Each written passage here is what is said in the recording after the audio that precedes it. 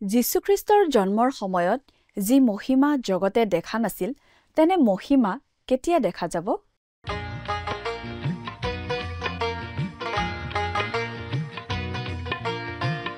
আজিৰে পবিত্ৰ ক্ষণতে উজলি উঠা।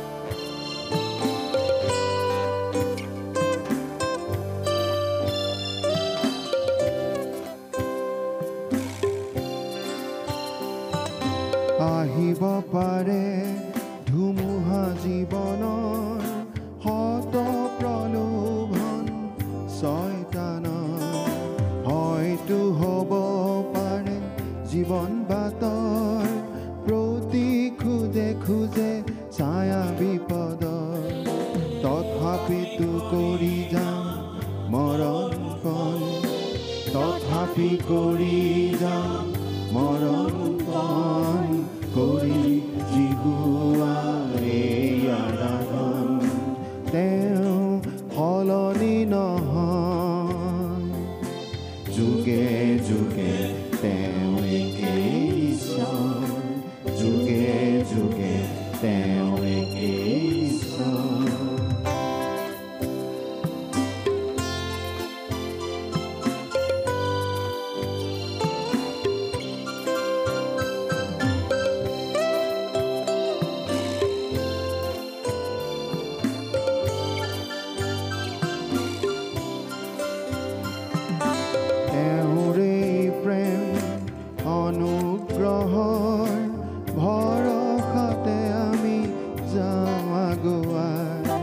প্ৰতি খোজতে আশ্বাস সহায়ৰ, তেওঁৱেই দিয়ে বাৰে বাৰে সোঁৱৰাই।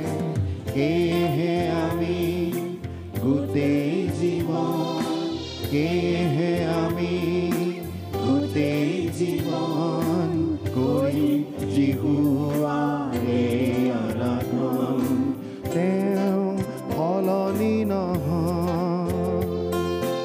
যুগে যুগে তেওঁ একেই ঈশ্বৰ, যুগে যুগে তেওঁ একেই ঈশ্বৰ।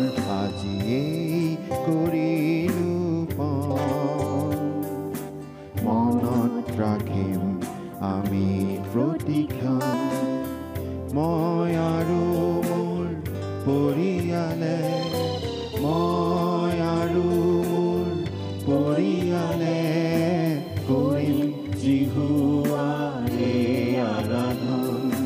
তেওঁ সলনি নহয়, যুগে যুগে তেওঁ একেই ঈশ্বৰ, যুগে যুগে তেওঁ একেই ঈশ্বৰ। নমস্কাৰ, আমাৰ ভক্তিবচন অনুষ্ঠানলৈ আপোনাক স্বাগতম জনাইছোঁ। খ্ৰীষ্টীয় বিশ্বাসী লোকসকলৰ বাবে বিশেষভাৱে প্ৰস্তুত কৰা এই ভক্তিবচন অনুষ্ঠানটো হৈছে বাইবেল অধ্যয়নৰ ধাৰাবাহিক অসমীয়া অনুষ্ঠান।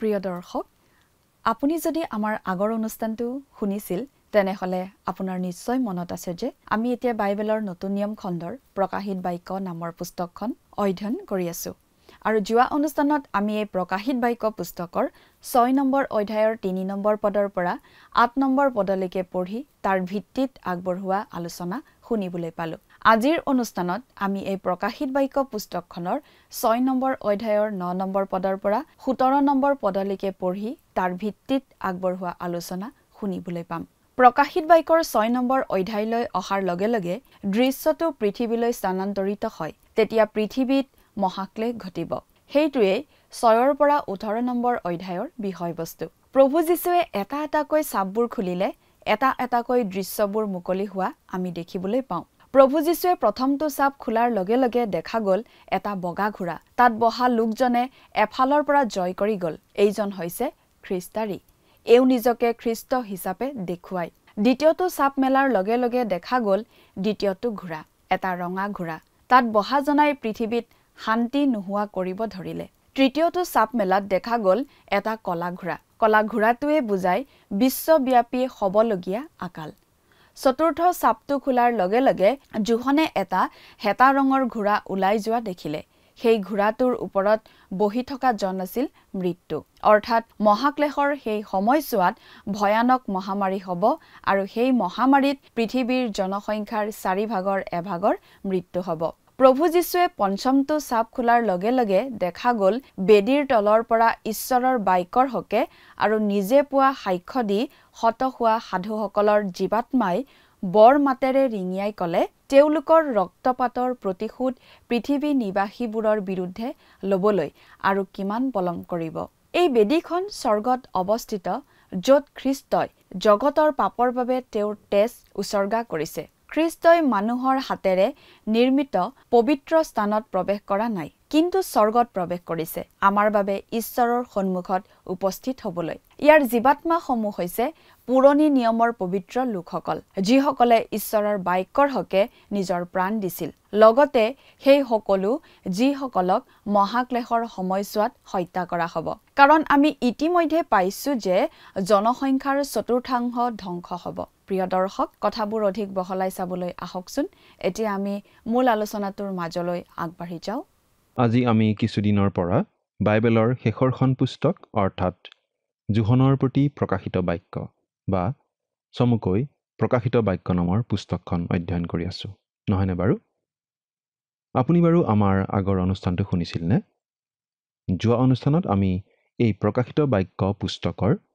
6 নম্বৰ অধ্যায়ৰ 8 নম্বৰ পদলৈকে পঢ়ি আমাৰ আলোচনা আগবঢ়াইছিলোঁ আমি ইতিমধ্যে পালো প্ৰভু যীশুৱে পুথিখনৰ 7টা চাবৰ 4টা চাব খোলাৰ কথা প্ৰথমটো চাব খোলাৰ লগে লগে বগা ঘোঁৰাত উঠা লোক এজন ওলাই গ'ল তাৰ পাছত দ্বিতীয়টো চাব খোলা হ'ল আৰু এটা ৰঙা ঘোঁৰাত উঠা ব্যক্তি এজন ওলাই গ'ল তাৰ পাছত ক্ৰমে তৃতীয় আৰু চতুৰ্থ চাব খোলা হ'ল আৰু এটা ক'লা আৰু তাৰ পাছত পাণ্ডুবৰণীয়া ঘোঁৰাত উঠা ব্যক্তি ওলাই গ'ল আমি ইতিমধ্যেই উল্লেখ কৰিছোঁ যে বগা ঘোঁৰাত উঠি যোৱা ব্যক্তিজনে বুজায় খ্ৰীষ্টাৰীক এই পৃথিৱীৰ পৰা খ্ৰীষ্টীয় মণ্ডলীক স্বৰ্গলৈ উঠাই লৈ যোৱাৰ পাছত পৃথিৱীত প্ৰথমতে আবিৰ্ভাৱ হ'ব খ্ৰীষ্টাৰীয়ে প্ৰথমতে জগতৰ মানুহবোৰক শান্তিৰ কথা কৈ ভুলাব আৰু মানুহবোৰে খ্ৰীষ্টাৰীক নেতা বুলি গ্ৰহণ কৰি ল'ব কিন্তু কিছুদিন পাছতেই খ্ৰীষ্টাৰীৰ আচল ৰূপ প্ৰকাশ পাব আৰু পৃথিৱীত ৰঙা ঘোঁৰা অৰ্থাৎ যুদ্ধ বিগ্ৰহৰ সূত্ৰপাত হ'ব যুদ্ধ বিগ্ৰহৰ পাছতেই পৃথিৱীত প্ৰচণ্ড আকাল অনাটনে দেখা দিব আৰু পৃথিৱীত প্ৰচণ্ড মহামাৰী আদিৰ প্ৰাদুৰ্ভাৱ হ'ব আৰু পৃথিৱীৰ মুঠ জনসংখ্যাৰ প্ৰায় 1/4 লোকৰ মৃত্যু হ'ব সেইবোৰ ভৱিষ্যতে ঘটিব লগা কথা আমি ইতিমধ্যে পালোঁ তাৰ পাছত কি ঘটিব সেই কথা আমি চাওঁ বাইবেলৰ পৰা আমি বাইবেলৰ পৰা পাঠ কৰি দিম প্ৰকাশিত বাক্য পুস্তকৰ 6 নম্বৰ অধ্যায়ৰ 9 আৰু 10 পদ পাঠ কৰি দিছোঁ আৰু যেতিয়া তেওঁ পঞ্চম চাব মেলিলে তেতিয়া যিবিলাক ঈশ্বৰৰ বাক্যৰ আৰু নিজে পোৱা সাক্ষৰ কাৰণে হত হৈছিল, তেওঁবিলাকৰ জীৱাত্মা বেদীৰ তলত দেখিলোঁ। তেওঁবিলাকে বৰ মাতেৰে ৰিঙিয়াই ক'লে, হে পবিত্ৰ সত্য প্ৰভু, সুধবিচাৰ কৰিবলৈ আৰু পৃথিৱী নিবাসীবিলাকক আমাৰ ৰক্তপাতৰ প্ৰতিফল দিবলৈ তুমি কিমান কাল পলম কৰিবা? এই বেদীটো আছে স্বৰ্গত, আৰু প্ৰভু যীশুৱে মানৱৰ মুক্তিৰ কাৰণে নিজৰ বহুমূলীয়া তেজ ক্ৰুচত যে বোৱাইছিল, আচলতে এই বেদীতেই তেওঁ নিজৰ তেজ দিছিল মানৱৰ পাপৰ প্ৰায়শ্চিত্ত কৰিবৰ বাবে। আমি ক'ব খোজোঁ যে প্ৰভু যীশুৰ তেজ সঁচাসঁচিকৈ স্বৰ্গত বেদীত দিয়া হৈছিল। আমি ইব্ৰী 9 অধ্যায় 23 আৰু 24 পদত এনেদৰে পঢ়িবলৈ পাওঁ, এতেকে স্বৰ্গত থকা বিষয়ৰ যি নকল, সেয়ে এইবোৰ উপায়েৰে সূচী কৰা হোৱা আৱশ্যক, কিন্তু আচল যি স্বৰ্গীয়, সেয়ে ইয়াতকৈ শ্ৰেষ্ঠ বলিদানৰ দ্বাৰাই সূচী কৰা হোৱা আৱশ্যক। কিয়নো প্ৰকৃতৰ প্ৰতিৰূপ মাত্ৰ যি হাতে কৰা পবিত্ৰ স্থান, তাত খ্ৰীষ্ট নোসোমাল, কিন্তু সম্প্ৰতি আমাৰ নিমিত্তে ঈশ্বৰৰ সাক্ষাতে উপস্থিত হ'বলৈ স্বৰ্গতেই সোমাল। প্ৰভু যীশুৱে নিজৰ তেজেৰেই সূচী কৰি সেই পবিত্ৰ স্থানত সোমাল। ইয়াত যিবোৰ জীৱাত্মাৰ কথা উল্লেখ কৰা হৈছে, সেই জীৱাত্মাবোৰ পুৰণি নিয়মৰ দিনৰ সাধুসকলৰ। প্ৰভু যীশুৱে এনেদৰে কৈছিল, তাতে হেবলৰ ৰক্তপাতৰে পৰা বেদীৰে মন্দিৰৰে মাজত হত হোৱা জখৰীয়াৰ ৰক্তপাতলৈকে জগত স্থাপন কৰাৰে পৰা হত হোৱা সকলো ভাৱবাদীৰ ৰক্ত এই কালৰ লোকৰ পৰা লোৱা হ'ব। হয়, মই তোমালোকক কওঁ, এই কালৰ লোকৰ পৰাহে লোৱা হ'ব। লোকে লিখা শুভবাৰ্তা 11 নম্বৰ অধ্যায় 50 আৰু 51 পদ। আৰু এইসকলৰ লগতে সেইসকল শ্বহীদৰো জীৱাত্মা তাত থাকিব, যিসকলক সেই মহাক্লেশৰ সময়ত খ্ৰীষ্টীয় বিশ্বাসৰ কাৰণে হত্যা কৰা হ'ব। আমি ইতিমধ্যে পালোঁ যে মহাক্লেশৰ সময়ছোৱাত পৃথিৱীৰ 4ভাগৰ এভাগ লোকৰ মৃত্যু হ'বই। এই শ্বহীদসকলৰ জীৱাত্মাই প্ৰভু যীশুক ন্যায় বিচাৰ কামনা কৰিছে। তেওঁলোকক যে ৰক্তপাত কৰি বধ কৰা হৈছিল, তাৰ প্ৰতিফল বিচাৰিছে। সেই দোষীসকলে শাস্তি পোৱাটো বিচাৰিছে। তেওঁলোকে যে ন্যায় বিচাৰ বিচাৰিছে, সেইটো পুৰণি নিয়মৰ ঈশ্বৰৰ বিধানৰ ভিত্তিতেই বিচাৰিছে। সম্পূৰ্ণ ন্যায়সংগত, যুক্তিসংগত তেওঁলোকৰ সেই দাবী। এই কথা আমি মনত ৰখা উচিত যে ঈশ্বৰে প্ৰতিটো ৰক্তপাতৰ বিচাৰ কৰিবই। ঈশ্বৰে তেওঁৰ বিশ্বাসীসকলক, তেওঁৰ সন্তানসকলক কেতিয়াবা শ্বহীদ হ'বলৈ এৰি দিয়ে, ঠিকেই। সেয়া ঈশ্বৰৰ কিবা মহৎ পৰিকল্পনা সিদ্ধ কৰিবলৈকে তেওঁ কৰে। কিন্তু সেই সকলো ৰক্তপাতৰ প্ৰতিফল ঈশ্বৰে এদিন দিবই। কোনো সাৰি যাব নোৱাৰে। বহু সময়ত আমাৰ এনেকুৱা লাগে, ঈশ্বৰে বিচাৰ নকৰিব নেকি? দোষীক শাস্তি নিদিব নেকি? দোষী অপৰাধীয়ে নিৰ্বিঘ্নে ঘূৰি ফুৰা দেখিলে আমাৰ মনত এনে চিন্তা আহে। কিন্তু কোনো সাৰি নাযায়। ঈশ্বৰে উপযুক্ত সময়ত সকলো কৰিব। প্ৰভু যীশুৰ হকে শ্বহীদ হোৱা লোকসকলক প্ৰভু যীশুৱে কেতিয়াও পাহৰি যোৱা নাই আৰু নাযায়। এতিয়া 11 নম্বৰ পদটো পঢ়ি দিছোঁ। তেতিয়া তেওঁবিলাকৰ প্ৰত্যেকজনক বগা বস্ত্ৰ দিয়া হ'ল, আৰু তেওঁবিলাকক এই কথা কোৱা হ'ল, তোমালোকৰ যি সহদাস আৰু ভাইবিলাকক তোমালোকৰ নিচিনাকৈ বধ কৰা হ'ব, তেওঁবিলাকৰ সংখ্যা পূৰ নোহোৱালৈকে তোমালোক অলপকাল ক্ষান্ত হোৱা। সেই সাধুসকলক বগা বস্ত্ৰ দিয়া হ'ল, কিন্তু তেওঁলোকৰ সংখ্যা পূৰ হ'ব লাগিব। কাৰণ পৃথিৱীত হোৱা মহাক্লেশৰ সময়ত অনেক লোক খ্ৰীষ্টৰ হকে শ্বহীদ হ'ব, আৰু সেই সকলো শ্বহীদৰ সৈতে একেলগে এই পুৰণি নিয়মৰ দিনৰ সাধুসকল দ্বিতীয় পুনৰুত্থানৰ সময়ত পুনৰুত্থিত হ'ব। সেই সাধুসকলক অলপকাল ক্ষান্ত হ'বলৈ কোৱা হৈছে, কাৰণ সকলোবোৰ ঘটনা ঈশ্বৰৰ বিশেষ আঁচনি, বিশেষ সময়সূচী মতে চলি আছে আৰু থাকিব। গতিকে আমি বা আন কোনোবাই বিচাৰিলেই ঘটনাবোৰৰ সময় আৰু ক্ৰম সলনি হ'ব নোৱাৰে। যিসকল লোক মহাক্লেশৰ সময়ত খ্ৰীষ্টৰ নিমিত্তে শ্বহীদ হ'ব, তেওঁলোকক এই পুৰণি দিনৰ সময়ৰ সাধুসকলৰ সহদাস আৰু ভাই বুলি কোৱা হৈছে। আৰু সেইসকলৰ সংখ্যা পূৰ হ'ব লাগিব। অৰ্থাৎ কিমানজন লোক শ্বহীদ হ'ব লাগিব সেই সকলো ঈশ্বৰে নিৰ্ধাৰণ কৰি থোৱা আছে। অৰ্থাৎ সকলো কথা সম্পূৰ্ণ আঁচনি আৰু পৰিকল্পনা মতেই হয়। ঈশ্বৰৰ কোনো আঁচনি, কোনো পৰিকল্পনা বিফল নহয়, অসম্পূৰ্ণ হৈ নৰয়। তাৰ পাছত কি হ'ল? 12 আৰু 13 নম্বৰ পদত আমি চাওঁ, পাছে তেওঁ যেতিয়া ষষ্ঠ চাপ মেলিলে, তেতিয়া মই চাই দেখিলোঁ মহা ভূমিকম্প হ'ল, আৰু নোমৰ চটকাপোৰৰ নিচিনা সূৰ্য ক'লা হ'ল, চন্দ্ৰ গোটেইটো তেজৰ নিচিনা হ'ল, আৰু বৰ বতাহে লৰোৱা ডিমৰু গছৰ আপৈতা গুটি যেনেকৈ সৰি পৰে, তেনেকৈ আকাশৰ তৰাবোৰ পৃথিৱীত পৰিল। ষষ্ঠ চাপটো মেলা হ'ল আৰু মহাভূমিকম্প হ'ল। সূৰ্য ক'লা পৰি গ'ল, চন্দ্ৰ তেজৰ নিচিনা ৰঙা হৈ গ'ল, আকাশৰ তৰাবোৰ খহি পৰিব ধৰিলে। অৰ্থাৎ এয়া হ'ল মহাক্লেশৰ সময়ছোৱাৰ দ্বিতীয় ভাগৰ আৰম্ভণি। মহাক্লেশৰ সময়ছোৱাৰ প্ৰথম ভাগত আমি দেখিবলৈ পালোঁ খ্ৰীষ্টাৰীৰ আগমন, যুদ্ধ, বিগ্ৰহ, আকাল, মহামাৰী আৰু মৃত্যুৰ বিভীষিকা। কিন্তু এই দ্বিতীয় ভাগত আমি পাইছোঁ ঈশ্বৰৰ মহাক্ৰোধৰ আগমন। মহাক্লেশৰ আৰম্ভণিতে আৰু শেষত আমি এনেকুৱা প্ৰচণ্ড প্ৰাকৃতিক দুৰ্যোগবোৰ ঘটা দেখিবলৈ পাম। এই ভয়ংকৰ প্ৰাকৃতিক লক্ষণসমূহ মহাক্লেশৰ আৰম্ভণিতেও ঘটিব আৰু সামৰণিতো ঘটিব। আজি পৃথিৱীত ভূমিকম্প সঘনাই ঘটিব ধৰিছে, এই কথা সঁচা। কিন্তু তাৰ মানে ইয়াত পোৱা এই কথাখিনি এতিয়াই ফলিব বুলি আমি ক'ব নোৱাৰোঁ। সেই প্ৰচণ্ড ভূমিকম্পৰ দিন আহিব সেই মহাক্লেশৰ সময়তহে। কিন্তু এইটো মন কৰিবলগীয়া কথা যে বৰ বৰ ভূমিকম্পে অতীজৰ পৰাই বহুতো মানুহৰ মৃত্যুৰ কাৰণ হৈ আহিছে। Professor R.A. ডেলি নামৰ লোক এজনে আৱাৰ মোবাইল আৰ্থ নামৰ বিখ্যাত গ্ৰন্থখনত এনেদৰে লিখিছে, যোৱা 4000 বছৰত ভূমিকম্পই 1,30,00,000 মানুহৰ মৃত্যু ঘটাইছে। আৰু অধিক ভয়াৱহ ভূমিকম্প এতিয়াও আহিবলৈ বাকী আছে।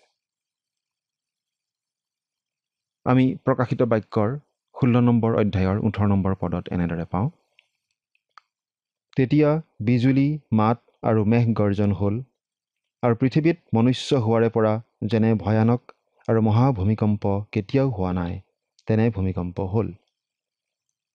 ইয়াত কি যে ভয় লগা এখন ছবি আমাৰ আগত ৰাখি থোৱা হৈছে। বৰ্তমানে পৃথিৱীত ঘটি থকা ভূমিকম্পবোৰে এই কথা ফলিওৱা নুবুজায়, কাৰণ সেই প্ৰচণ্ড ভূমিকম্প ভৱিষ্যতেহে আহিবলগীয়া আছে। গতিকে বৰ্তমানৰ তুলনাত সেই ভূমিকম্প কিমান ভয়াৱহ হ'ব পাৰে কল্পনা কৰি চাওকচোন। এতিয়া 14 নম্বৰ পদটো পঢ়ি দিছোঁ, আৰু আকাশমণ্ডল নুৰিওৱা পুথিৰ দৰে লুপ্ত হ'ল, আটাই পৰ্বত আৰু দ্বীপবোৰক নিজ নিজ ঠাইৰ পৰা লৰোৱা হ'ল। আমি ভাবোঁ এই পদত যিখিনি কথা কোৱা হৈছে আমি কথাখিনি আক্ষৰিক অৰ্থতেই ল'ব লাগে। সেই একেধৰণৰ কথাই আমি পাওঁ নহুম 1 অধ্যায় 5 নম্বৰ পদত।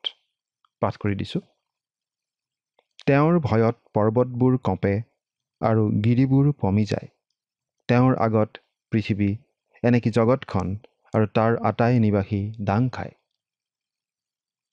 এতিয়া 15 পৰা 17 নম্বৰ পদলৈকে পাঠ কৰি দিছোঁ, আৰু পৃথিৱীৰ ৰজাসকল, প্ৰধান লোক, সেনাপতি, ধনৱন্ত আৰু বলৱন্তবিলাকে, সকলো দাগ আৰু স্বাধীন লোকে গুহাত আৰু পৰ্বতৰ শিলৰ মাজত নিজক লুকুৱাই সেই পৰ্বত আৰু শিলবোৰক ক'লে, আমাৰ ওপৰত পৰি সেই সিংহাসনত বহি থকা জনাৰ সন্মুখৰ পৰা আৰু সেই মেৰ পোৱালীৰ ক্ৰোধৰ পৰা আমাক লুকুওৱা, কিয়নো তেওঁলোকৰ ক্ৰোধৰ তহা দিন আহিল আৰু কেনে থাকিব পাৰে।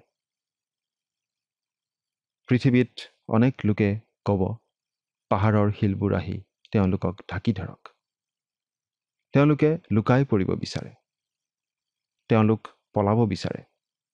তেওঁলোকে ক'ৰ পৰা পলাব খোজে বা কিহৰ পৰা লুকাব বিচাৰে? তেওঁলোকে মেৰ পোৱালিৰ ক্ৰোধৰ পৰা লুকাব বিচাৰে। কাৰণ তেতিয়া পৃথিৱীলৈ নামি আহিব ঈশ্বৰৰ প্ৰচণ্ড ক্ৰোধৰ দিন। মেৰ পোৱালিৰ ক্ৰোধ এই বুলি ক'লে আমাৰ অলপ সাঁথৰ যেন নালাগেনে বাৰু? সেই মেৰ পোৱালি অৰ্থাৎ যীশুখ্ৰীষ্টৰ ক্ৰোধৰ দিন মানেই প্ৰভুৰ দিন, যি দিনৰ কথা পুৰণি নিয়মত বাৰে বাৰে উল্লেখ কৰা হৈছে ভাৱবাদীসকলৰ ভাৱবাণীত। সেই দিন আহি আছে, কিন্তু এতিয়াও অহা নাই, ভৱিষ্যতে আহিব। আৰু সেই দিনকেই ইয়াত মেৰ পোৱালিৰ ক্ৰোধৰ দিন বুলি কোৱা হৈছে। মেৰ পোৱালিৰ ক্ৰোধ বুলি কওঁতে অলপ আচৰিত লাগে। এইটো যেন এটা সাঁথৰ। মেৰ পোৱালিৰ নিচিনা নিৰ্জীৱ জীৱৰ আকৌ ক্ৰোধ কেনেকৈ? আমি জানো বাইবেলত এনেকুৱা বহুতো সাঁথৰ আছে। সাঁথৰ মানে আমি এনেকুৱা কথাবোৰ বুজাইছোঁ যি কথা সৰ্বসাধাৰণৰ চিন্তাধাৰা তথা কল্পনাৰ লগত নিমিলে বা বিপৰীত ধৰণৰ, বা যিটো কথা সচৰাচৰ দেখা কথাৰ বিপৰীত। ওপৰে ওপৰে চালে কথাটো আমাৰ ভুল যেন লাগে, কিন্তু অলপ ভালদৰে গভীৰভাৱে চিন্তা কৰি চালে আমি বুজি পাওঁ কথাটোৰ মাজত সত্যতা আছে। উদাহৰণস্বৰূপে আমি কেইটামান কথা মনত পেলাব খুজিছোঁ। ধৰক, কিবা এটা বস্তু যিমানেই আমাৰ পৰা আঁতৰি যায় সিমানেই আমি বাৰু সৰু নেদেখোনে? কিন্তু কোনোবাই যদি কয় কিবা এটা বস্তু যিমানেই আমাৰ পৰা আঁতৰি যায় সিমানেই ডাঙৰ হৈ যোৱা বুলি, তেতিয়া বাৰু আপুনি মানি ল'বনে? কিন্তু এনেকুৱা ঘটিব পাৰে।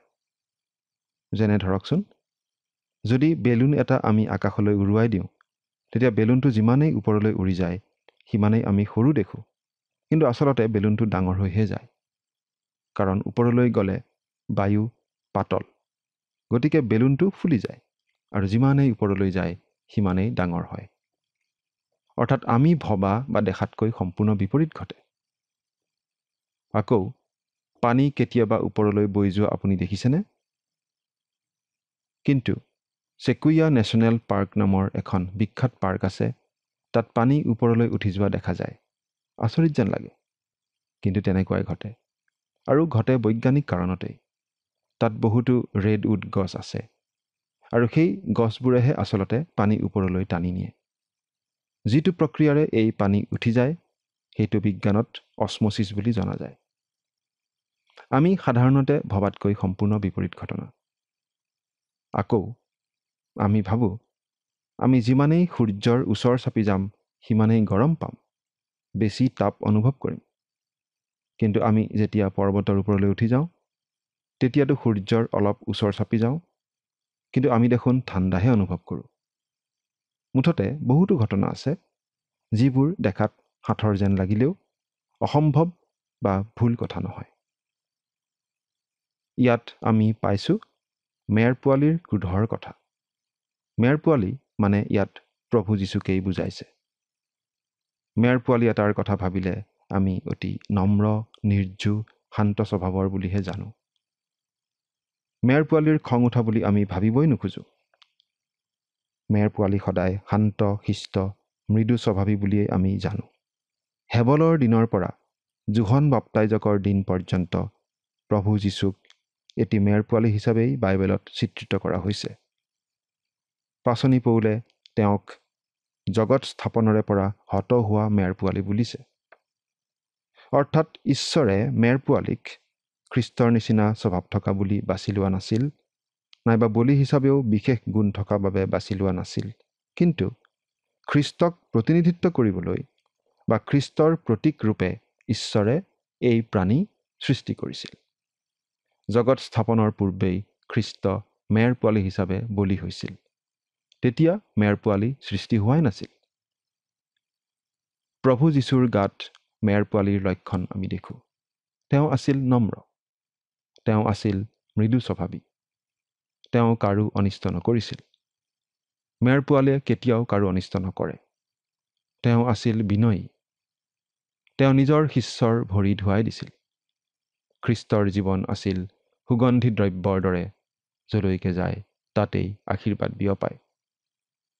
মানৱৰ মুক্তিৰ কাৰণে নিজকে বলি হিচাপে আগবঢ়াবলৈকে তেওঁ এই পৃথিৱীলৈ আহিছিল। কিন্তু মেৰ পোৱালিৰ ক্ৰোধ আকৌ কেনেকুৱা কথা? ঈশ্বৰৰ ক্ৰোধ বুলি ক'লেই আমাৰ আচহুৱা লাগে।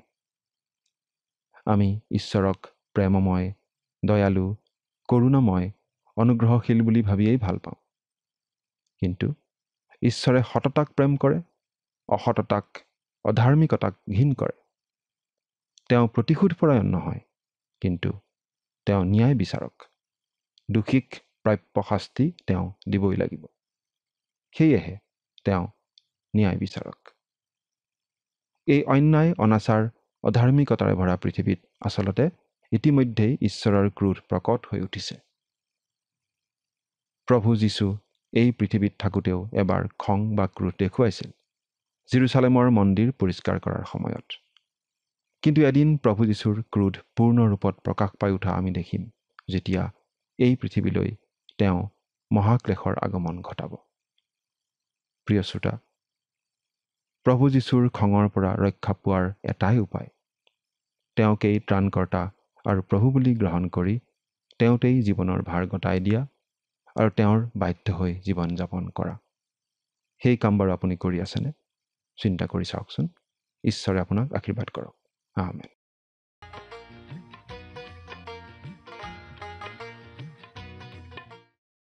হস্ত চাপটো খোলাৰ লগে লগে মহাভূমিকম্প হ'ল। সূৰ্য অন্ধকাৰ হ'ল।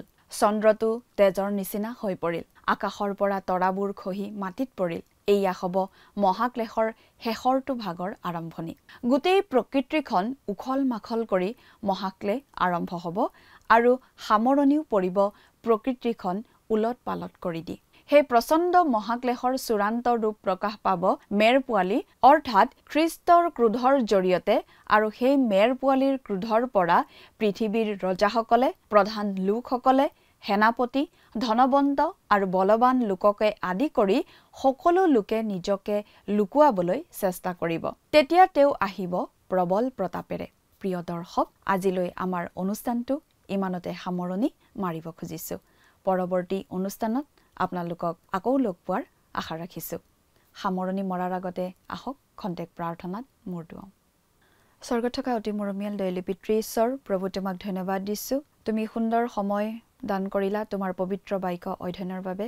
বিশেষকৈ পিতৃ, যি তোমাৰ পবিত্ৰ বাক্য এই সময়তে অধ্যয়ন কৰা হ'ল, আৰু এই বাক্য প্ৰভু যিমানসকল দৰ্শকসকলে প্ৰভু অধ্যয়ন কৰিছে, প্ৰভু তেওঁলোকে প্ৰত্যেকেই বুজি পাইছে বুলি বিশ্বাস ৰাখোঁ। আৰু প্ৰভু সেয়েহে যি তুমি অহাৰ দিন নিচেই ওচৰ, আৰু সেই দিনলৈ যাতে প্ৰত্যেকেই প্ৰভু নিজকে সলনি কৰি শুদ্ধ পথত যাতে পৰিচালিত হ'ব পাৰিব, তেনে প্ৰভু তুমি আশীৰ্বাদ প্ৰত্যেকৰ জীৱনত দান কৰা, আৰু যাতে প্ৰত্যেকে প্ৰভু বিশ্বাসত থিৰে হ'ব পাৰিব, তেনে তুমি আশীৰ্বাদ কৰা। এই সকলো যাচনা মহান ত্ৰাণকৰ্তা প্ৰভু যীশু খ্ৰীষ্টৰ নামত অৰ্পণ কৰিছোঁ। আমেন। প্ৰিয় দৰ্শক, যোৱা অনুষ্ঠানৰ প্ৰশ্নটোৰ শুদ্ধ উত্তৰটো হৈছে অপশ্যন চি, মৃত্যু। আজিৰ অনুষ্ঠানৰ ওপৰত আধাৰিত প্ৰশ্নটো হৈছে, কাৰ তেজ স্বৰ্গৰ বেদীত উৎসৰ্গ কৰা হ'ল? অপশ্যন এ প্ৰভু যীশুৰ, অপশ্যন বি মেৰ পোৱালীৰ, অপশ্যন চি শ্বহীদসকলৰ, অপশ্যন ডি সাধুসকলৰ। প্ৰিয় দৰ্শক, আজিৰ প্ৰশ্নৰ সঠিক উত্তৰটো আজি সন্ধিয়া 6 বজাৰ আগেয়ে আপোনাৰ নাম আৰু সম্পূৰ্ণ ঠিকনাৰে সৈতে আমালৈ 7429840242 নম্বৰত SMS নাইবা হোৱাটছআপ যোগে প্ৰেৰণ কৰক। প্ৰিয় দৰ্শক, আপুনি যদি আমাৰ এই অনুষ্ঠানৰ যোগেদি আশীৰ্বাদপ্ৰাপ্ত হৈছে আৰু আমাৰ লগত কথা পাতিবলৈ বিচাৰিছে বা আপোনাক প্ৰাৰ্থনাৰ সহায়ো পৰামৰ্শ লাগে, তেন্তে আমালৈ 7429840242 এই নম্বৰত পোনপটীয়াকৈ ফোন কৰিব পাৰিব। ধন্যবাদ।